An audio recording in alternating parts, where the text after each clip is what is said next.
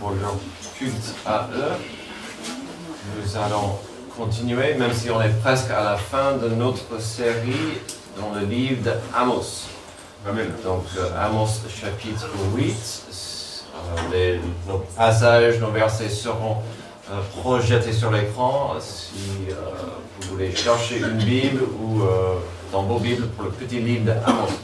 Alors, on arrive vers la fin de cette série qui s'appelle Simple. Alors, maintenant, vous connaissez un peu le pourquoi. C'est parce que lui, il était un homme tout simple. Même s'il était un prophète, avant l'appel de Dieu, il était un fermier, un berger. Et donc, lui, il avait une vie assez simple. Le message de Dieu que Dieu lui a donné était assez simple aussi. C'était vraiment la repentance. Vous connaissez la volonté de Dieu, mais vous êtes en train de l'ignorer. Et donc, si vous continuez comme ça, il va avoir des conséquences. Ça sera un thème assez fort aujourd'hui, des conséquences dans notre passage. Alors, la semaine dernière, nous avons commencé le 8e chapitre dans ce petit livre. On arrive vers la fin de ce que Dieu avait à dire à travers son serviteur Amos. Nous avons vite compris la semaine dernière que le message était effrayant. Il y avait pendant plusieurs messages d'Amos, des messages différents, mais vraiment le thème la semaine dernière, c'était des choses effrayantes. Dimanche dernier, étant 2 jours après Halloween, l'ironie était que nous étions dans un passage qui fait peur, une atmosphère de cauchemar. La raison est simple. À la base, nous avions ici une nation, un peuple qui a franchi la ligne rouge avec Dieu, sans le moindre regret. À toute vitesse, ils ont franchi la ligne. Ça veut dire que c'était trop tard pour en revenir, pour se repentir, et le jugement de Dieu était inévitable. Et donc ça sera vraiment la notion. Il ne faut pas oublier que ce jugement, ce n'est pas évitable à ce stade. Après tous ces messages de rappel, de repentance, maintenant c'est trop tard. Le jugement inévitable. C'est intéressant comme idée. Ici dans l'Ouest, nous savons qu'en principe, si certaines limites sont franchies, si certaines lois sont enfreintes, il y aura un prix à payer. Quelque part, il y a cette logique. Dans certains endroits au monde, cette idée est moins claire, avec des pots de vin, ou avec certains gens qui peuvent se comporter mal parce qu'ils sont riches et puissants. Dans certaines parties du monde, dans le Moyen-Orient, où le pétrole, il y a des princes qui sont très très riches, ils peuvent faire tout ce qu'ils veulent. Ou notre frère Antoine a parlé aujourd'hui de la jeunesse en Afrique qui commence à faire n'importe quoi parce qu'ils ont des poches remplies. Mais ça c'est malheureusement c'est comme ça. Il y a quelques mois, j'étais dans un magasin aux États-Unis quand j'ai assisté à une scène fascinante. J'étais fatigué, j'étais avec mes garçons juste à l'entrée, sur les bancs.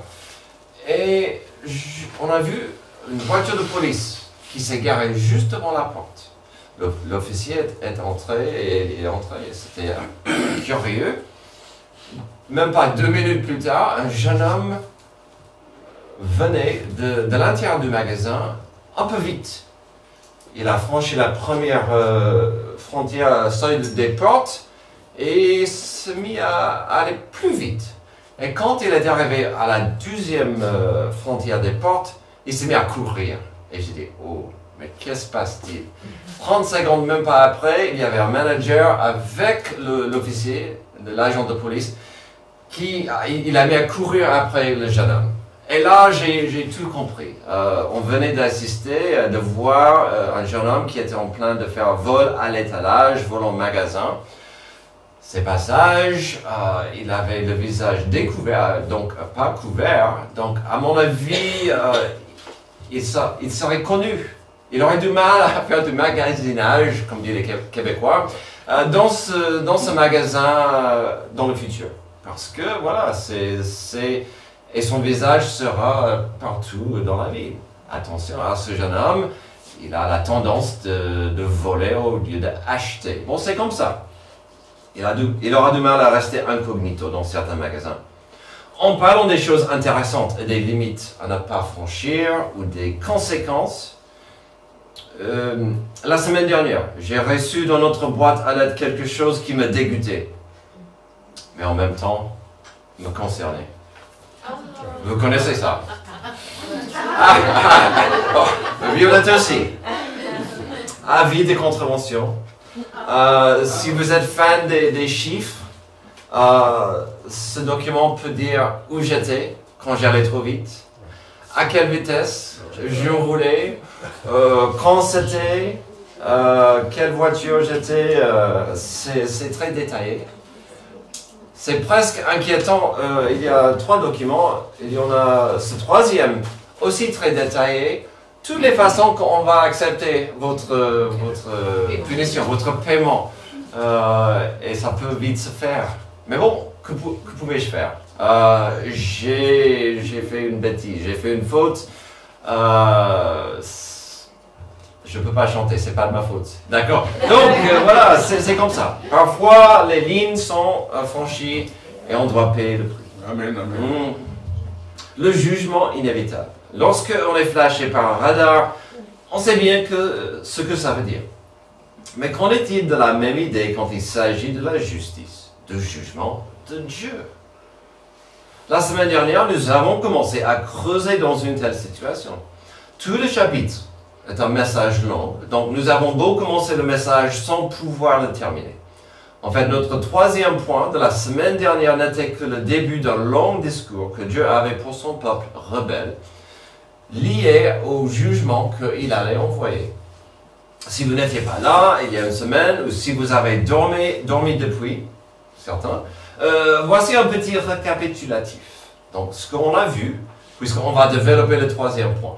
Il existe trois découvertes effrayantes dans notre passage. Le premier étant lorsque Dieu n'a plus de compassion envers un peuple. Et donc, on a vu, versets 1, 2 et 3, que la ligne était franchie, Dieu n'avait plus de compassion. Le Seigneur, l'Éternel, m'a envoyé cette vision, c'est une corbeille de fruits. Il a dit, que vois-tu, Amos? J'ai répondu, une corbeille de fruits. Et l'Éternel m'a dit, la fin est venue pour mon peuple Israël, je ne lui pardonnerai plus. Il y avait d'autres choses à saisir, mais c'était cette phrase-là qui a signalé que Dieu n'en pouvait plus. Et puis, comme vous voyez, on jettera partout en silence une multitude de cadavres. Donc, c'est vrai, quand j'ai dit la frontière ou la ligne rouge était franchie, c'était grave. Deuxième chose, c'était un peuple n'a plus de compassion envers ses petits, versets 4 à 6. Écoutez ceci, vous qui dévorez le pauvre et qui ruinez les malheureux du pays, vous dites, quand le début du mois sera-t-il passé afin que nous puissions vendre du blé? Quand finira le sabbat afin que nous puissions ouvrir les greniers? Nous diminuerons la mesure, nous augmenterons le prix, nous falsifions les balances pour tromper. Puis nous achèterons les faibles pour de l'argent et le pauvre pour une paire de sandales et nous vendrons le déchet de blé. Donc Dieu a dit, vous avez franchi la ligne rouge. Voici vraiment le goutte d'eau qui a débordé le vase. C'était, vous avez vraiment élevé la valeur de l'argent plus que moi et plus qu'autrui. Et puis, vous avez fait ces choses inimaginables. Donc, le point numéro 1, avec les 3 premiers versets, contient le quoi globalement. Le quoi, en gros, c'est que le jugement arrive. Ensuite, on a découvert le pourquoi dans notre deuxième point. Les puissants et les riches ont marché sur les petits et les pauvres. Notre troisième point, au verset 7 à 8, a commencé un regard profond sur ce que Dieu allait faire. Nous l'avons commencé sans l'avoir terminé. On a vu, un peuple n'a pas la capacité d'endurer une punition de Dieu. Versets 7 et 8, l'Éternel a juré par la gloire de Jacob, je ne l'oublierai jamais aucun de leurs actes. Le pays, à cause de cela, ne sera-t-il pas ébranlé? Tous ses habitants ne seront-ils pas dans le deuil? Le pays montera tout entier comme le Nil, il se soulèvera et s'effacera comme le fleuve d'Égypte. Donc, ce qu'il faut comprendre et retenir aujourd'hui, c'est que le reste du chapitre, c'est la continuation de ce troisième point de la semaine dernière. Nous allons voir encore plus de conséquences graves de la punition de Dieu. C'est lourd, hein? C'est pas léger ce regard. Alors, s'il y a un peu d'espoir aujourd'hui, et j'aime bien d'avoir un peu d'espoir, s'il y a un peu de bonnes nouvelles dans ce passage, il faut retenir et comprendre qu'à la base, cette punition, ce jugement venait pour la nation, mais surtout ceux qui étaient au pouvoir, les responsables. C'était eux qui ont mené le peuple dans une direction opposée à Dieu. C'était eux qui ont pourvu des fausses idées et des fausses doctrines au peuple. C'était eux qui ont refusé d'écouter, ni de se repentir lorsque la parole de Dieu venait de la bouche des prophètes. Et Amos n'était pas le seul qui annonçait la parole de Dieu. La direction individuelle que chacune de nous prend est importante. Aussi en ce qui concerne de l'espoir de notre passage, n'oubliez pas que notre histoire s'agit d'une punition sévère, mais pas la destruction totale. Nous avons Dieu qui a fait une alliance avec son peuple, et son peuple a brisé cette alliance. Cela ne veut pas dire que Dieu s'intéresse à anéantir son peuple dans cette histoire. Et cela veut dire qu'il y a des leçons à apprendre pour nous dans notre monde aujourd'hui. L'espoir, la patience, et si Dieu ne veut pas anéantir un peuple, on peut toujours apprendre et on doit apprendre. Alors terminons ce chapitre, terminons ce regard triste sur le jugement sévère que Dieu devait envoyer à son peuple réfractaire. La discipline et la justice de Dieu ici nous donnent encore une meilleure compréhension de ce que Dieu pourrait faire. La justice de Dieu exige parfois de changements. Alors, la question se pose, Dieu pourrait changer quoi finalement? Qu'est-ce qu'il pourrait changer comme punition? Dans un premier temps, on verra, il pourrait changer votre lumière en obscurité. Verset 9. Ce jour-là, il parle du jugement, ce jour-là, déclare le Seigneur l'Éternel, je ferai coucher le soleil à midi et j'obscurcirai la terre en plein jour. Alors, soyons clairs, il est tout à fait possible pour Dieu, le Créateur de l'univers, de physiquement maîtriser, manipuler, régner sur et contrôler le ciel au-dessus de notre tête, notre système solaire. Il est possible que le verset 9 décrit une sorte d'éclipse que Dieu allait envoyer pour faire peur et prouver sa puissance. C'est possible. Il est mon avis que ce verset, par contre, décrit quelque chose de figuratif. Le passage entier contient pas mal de symboles, d'imagerie, des métaphores. Ici, je pense que Dieu est en train de dire tout simplement qu'il va renverser leur monde. Il enlèvera leur lumière, il retirera leur soleil, il va obfusquer la lumière de leur espoir. Vous avez un peu d'espoir, je vais enlever ça. Franchement, cette idée va de soi, car ça pourrait faire penser aux mots de William Shakespeare, quand il a écrit « Les yeux sont la fenêtre de votre âme ». Alors, si les yeux voient mal, ça va toucher le cœur. Mais M. Shakespeare n'était pas la première personne de le dire ou d'y penser. Matthieu 6, 22-23 revient aussi à l'esprit quand Jésus a dit la suivante. « L'œil est la lampe du corps. Si ton œil est en bon état, tout ton corps sera éclairé. Mais si ton œil est en mauvais état, tout ton corps sera dans les ténèbres. Si donc la lumière qui est en toi est ténèbres, combien ces ténèbres seront grandes? » Le peuple ne comprenait pas qu'ils étaient aveugles. Ils ne voyaient pas correctement. Leur lumière, leur soleil était la vie belle qu'ils ont créée. Et Dieu dit, je vais enlever ça. Pour moi, ce n'est pas un problème de faire de votre jour la nuit. Et la nuit peut faire peur. Au verset 9 de notre passage, Dieu disait que la lumière de leur existence allait cesser. Cette notion mérite notre attention. Qu'est-ce qui brille devant nos yeux? Qu'est-ce qui brille devant mes yeux? Est-ce que ce qui brille devant moi, est-ce que cet objet ou cette lumière mérite mon attention, mérite mon temps, mérite mon énergie? Il y a plusieurs choses qui souvent vont attraper, mériter attraper votre vision, notre attention. Souvent c'est notre carrière, c'est parfois une relation, quelqu'un qui est amoureux. Ça peut être des soucis au boulot. Souvent. C'est ça. Et on est coincé dans ce monde. Complètement aveuglé ou aspiré dedans. Dans un monde virtuel. Et on oublie les gens, des relations. Ou une relation avec notre Créateur. Souvent dans le monde, ce qui brille devant les yeux des gens sera un faux Dieu, une variation de ce que j'appelle souvent les 3 P, le plaisir, le pognon et la puissance. Et ces trois, c'est normal qu'on est attiré par ces choses, mais souvent on laisse ces choses nous dominer. Le plaisir, le pognon, la puissance, ou un joli mélange des trois.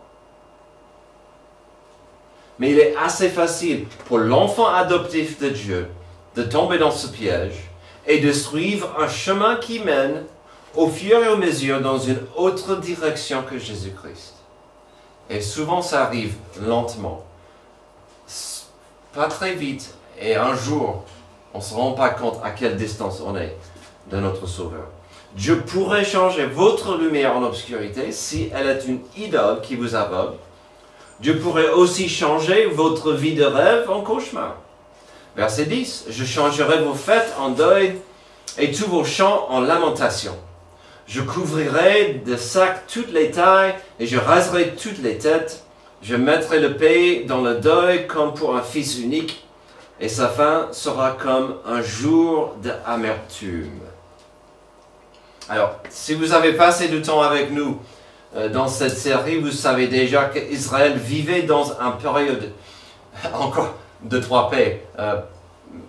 Peut-être pas forcément les mêmes, mais de paix, de prospérité et de puissance. C'était un air dehors. Sauf si vous étiez pauvre, la vie était belle. La puissance militaire, la paix, la prospérité, l'argent coulait. Oh, mais on est intouchable. Et ils osaient dire une partie de cela, c'est parce que Dieu nous bénit. Et donc, si la main bénissante de Dieu est sur nous, on ne va pas écouter ces prédicateurs, on va pas écouter ces choses, on va continuer de faire ce qu'on veut. Pour la majorité de ces gens, la vie était belle. Ou si vous voulez, c'était une vie de rêve. Et que dit Dieu ici?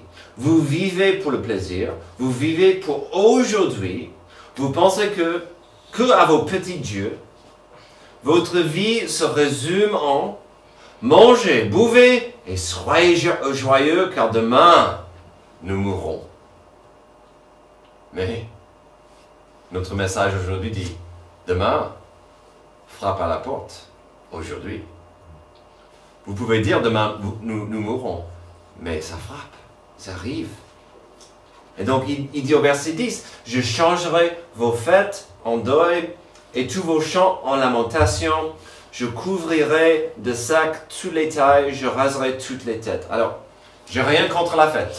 Et parfois, il faut fêter certains événements. N'est-ce pas, Alia et Sacha? ou Roberto. C'est bien d'avoir parfois, de fêter certains événements, certaines dates sur le calendrier. J'ai rien contre les fêtes. Mais ici, il dit, vous vivez pour ça. Vous vivez pour faire la fête. Parce que, et ça, c'est un Dieu. Je changerai ça en deuil. J'aime pas le deuil. Ça fait mal. Tous vos chants, je vais changer en lamentation.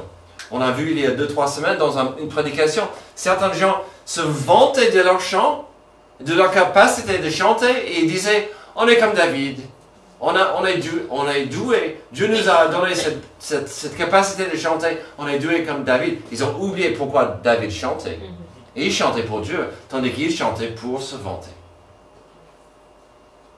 Je couvrais des sacs toutes les tailles, je raserai toutes les têtes. Alors, Antoine, n'aie pas peur. Je trouve que ta coupe est magnifique. D'accord? Donc, c'est pas, il n'y a rien contre les têtes rasées. Mais il faut, toi aussi François, mais il faut comprendre, à l'époque, pour être dans le deuil, on rasait la tête.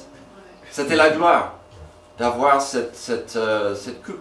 Et donc, on rasait pour montrer au monde qu'on avait le cœur brisé, qu'il y avait peu d'espoir. Et Dieu dit, ok, je peux vous aider à comprendre la gravité du jugement. Et donc, il dit, vos fêtes deviendront des occasions de pleurer amèrement, vos chants, pareil, vos habits de luxe, vous allez porter des sacs, tous les signes d'un deuil. Parce que vous allez comprendre qu'il n'y a plus d'espoir. Tous les fausses idoles de leur culture étaient éphémères et fragiles, même si ces gens n'avaient pas compris ça. Toute leur valeur, tout ce qu'ils estimaient important n'était qu'un rêve. Et à cela, je n'ai qu'une chose à dire. Réveillez-vous, réveillons-nous. Excuse-moi. Jésus en a parlé quand il expliquait des dangers des trésors terrestres. À ceux qui chassent des trésors du monde, Jésus avait ceci à dire. Mais Dieu lui dit, à l'homme riche qui se vantait de sa richesse, homme dépourvu de bon sens, cette nuit même ton âme te sera redemandée, et ce que tu as préparé, pour qui cela sera-t-il? Voilà quelle est la situation de celui qui amasse des trésors pour lui-même et qui n'est pas riche pour Dieu. Soyons clairs, je ne suis pas contre le plaisir, ni le pognon, ni le pouvoir. Mais Dieu veut simplement que nous comprenions notre raison d'être. Amen. Notre raison d'être est très simple. Bibliquement, selon la parole, et puis vous le savez, notre raison d'être, c'est d'être dans une relation de paix et d'amitié avec notre Créateur. Amen. Et la Bible est claire. On est séparé, on est né dans cette séparation de notre Créateur. Mais Dieu veut qu'il n'y ait plus de séparation. Donc voilà, notre raison d'être, c'est d'être dans une relation de paix et d'amitié avec Dieu. Ça, c'est notre raison d'être. Pas de chasser le plaisir, le pognon, le pouvoir. Et toutes ces choses vous seront données en plus. Quand le jugement de Dieu doit tomber sur le cœur endurci, Dieu pourrait faire des changements. Ici, dans notre passage, on a découvert que Dieu pourrait changer votre lumière en obscurité. Dieu pourrait aussi changer votre vie de rêve en cauchemar. Finalement, Dieu pourrait changer votre espoir en désespoir. Les jours viennent, déclare le Seigneur l'Éternel, où j'enverrai la famine dans le pays. Non pas la faim du pain et la soif de l'eau, mais la faim et la soif d'entendre les paroles de l'Éternel. Alors, je n'étais pas prêt pour cette famine. Quand j'ai lu ça, ça m'a frappé. Une famine de la parole de Dieu. Verset 12. Ils erreront alors d'une mer à l'autre, du nord à l'est, ils iront ça et là pour chercher la parole de l'Éternel, et ils ne la trouveront pas. Ce jour-là, les belles jeunes filles et les jeunes gens mourront de soif. Ceux qui jouent par le péché de Samarie et qui disent « Vive ton Dieu Dan, vive le culte de Beersheba » tomberont et ne se relèveront plus. Il parle des gens qui vont mourir de soif spirituellement. Alors, nous habitons dans un tel monde. Ce monde où il y a un manque de la parole de Dieu. Alors, si nous venons de considérer l'importance pour nous de comprendre notre raison d'être, de vivre dans une relation de paix et amitié avec Dieu, ici dans ce passage, nous avons une punition fascinante. Notre raison d'être, c'est de rester dans une relation de paix et amitié avec Dieu. Et que voyons-nous ici? Dieu va enlever des sources de sa parole. Pas de prophète, ni d'oracles ou des prophéties, pas de porte-parole pour expliquer le moindre message de Dieu. Quel jugement! Dieu va retirer sa bouche, sa parole, son message. C'est comme si Dieu est en train de dire, si vous insistez à m'ignorer, ben, je vous donnerai votre désir, je me retire. Quand Dieu se retire d'une scène, c'est catastrophique. Et en même temps, Dieu comprend que pour beaucoup de gens, il existe en nous un besoin profond quand on est secoué, fracassé et souffrant de regarder vers le haut. Ce n'est pas 100% de la population, mais souvent, quand on est fracassé, tabassé à terre, qu'est-ce qu'on va faire? On regarde vers le haut. Au secours. Est-ce qu'on ose dire au secours, Dieu, aide-moi? C'est dans notre ADN. Dieu comprend mieux que nous que dans des moments de souffrance, l'être humain a besoin de la nourriture spirituelle, un peu d'espoir, de l'espérance, comme nous voyons au verset 11. On veut comprendre, on veut savoir, on désire connaître que nous ne sommes pas toutes seules et que Dieu est là. Pour moi, certains des versets les plus profonds dans la Bible sont comme les psalmistes, souvent David, qui dit « Dieu, j'en peux plus, au secours ». Ou Job, qui dit « Je ne comprends rien, je suis écrasé, où est Dieu dans ma souffrance? J'ai besoin de lui ». Alors dans ces cas, ce que nous voyons ici, c'est une punition lourde. De survivre l'assaut, l'invasion de l'ennemi et de constater que Dieu s'est retiré, pas que sa main de protection, sa main de bénédiction, mais aussi sa voix et sa parole, sa présence, si vous voulez. Dans la fosse noire, quand le peuple de Dieu aurait le besoin d'un espoir de Dieu, Dieu a dit, non, vous ne l'aurez pas. C'est lourd. Puis, il y a ceci à considérer. Une des descriptions de ce qui rend l'enfer si horrible, c'est qu'on sera séparé de Dieu éternellement. Selon 2 Thessaloniciens 1, 9 à 10. Ils auront pour peine une ruine éternelle, loin de la présence du Seigneur et de la gloire de sa force. Lorsqu'il viendra ce jour-là pour être célébré parmi ses saints et admiré parmi tous ceux qui auront cru, or vous avez cru à notre témoignage. Donc, une des choses horribles de l'enfer, c'est la séparation de Dieu et de l'espoir. Une séparation de Dieu éternellement. Aucun espoir. N'est-ce pas intéressant que cette même notion est assez évidente en Luc 16? Un des passages les plus détaillés que nous avons de l'enfer, avec la parabole de Lazare et l'homme riche. L'homme riche qui se trouve en enfer, et qu'est-ce qu'il a? Il n'a aucun espoir. Pas pour lui, pas pour le présent, pas pour le futur, pas pour ses proches. Il n'a aucun espoir. Si on revient à un autre passage de Amos 8, on peut y voir une sorte d'enfer sur terre pour les survivants. Certains auraient envie de chercher, de trouver cet espoir de la main de Dieu, et il sera trop tard. De tels messages devait être très difficile, très pesant pour Amos. Nous avons cette lourde responsabilité que Dieu veut que nous partagions. Son amour, sa grâce, sa compassion, mais aussi sa justice pour le monde. Ça ne peut pas nous empêcher d'en parler. C'était dur pour Amos de voir ça, de dire ça, d'exprimer ça. Par contre, il y aura toujours ceux qui, avec le cœur raide, vont refuser de reconnaître le vrai Dieu, malgré tout ce qui se passe autour. On trouve cette attitude et comportement humain au verset 14. Là, nous avons ceux qui vont refuser de regarder vers le Dieu de leur histoire, le Dieu de la parole, le Dieu qui envoie ses messages. Et que feront de tels gens? Verset 14. Ceux qui jurent par le péché de Samarie, qui disent « Vive ton Dieu Dan, vive le culte de Beersheba », tomberont et ne se relèveront plus. Jusqu'à la fin, ils vont dire, on va faire ça dans notre façon. La ruine sera là pour eux, malgré tout.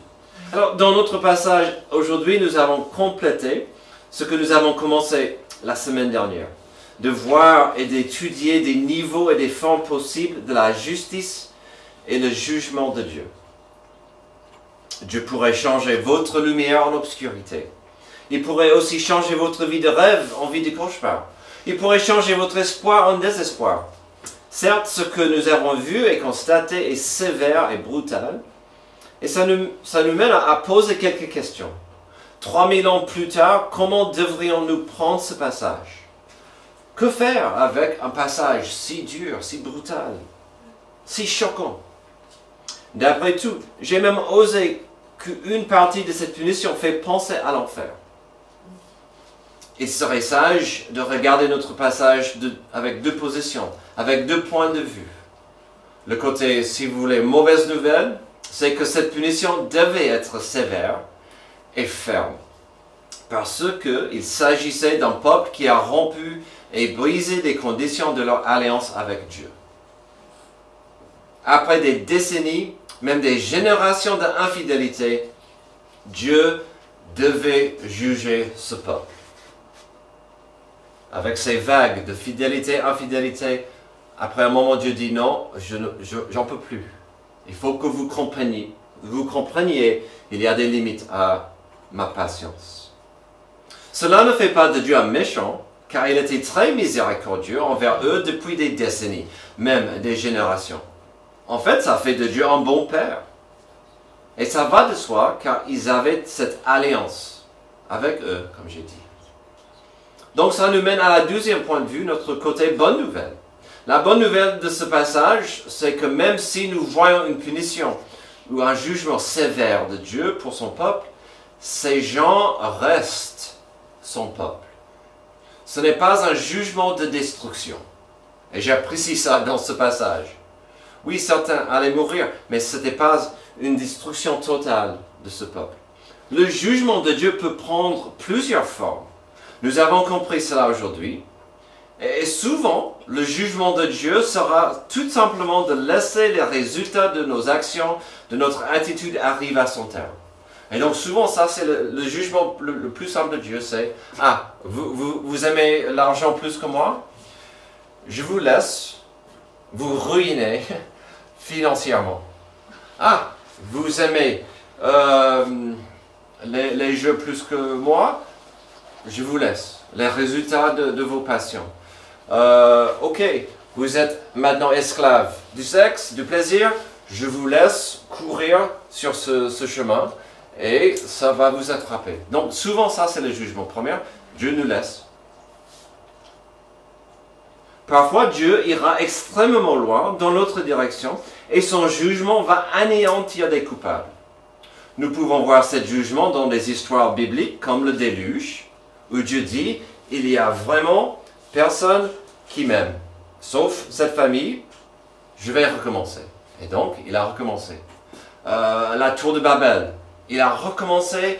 Alors là, ce n'était pas la destruction des gens, mais la destruction d'une culture. Il y avait Sodome et Gomorrhe, même chose. Le jugement complet, la destruction totale. Ça peut arriver. En même temps, ce qui est réconfortant dans tous ces récits et ces passages, c'est que la miséricorde de Dieu était pourvue, livrée ou disponible avant que le jugement tombe.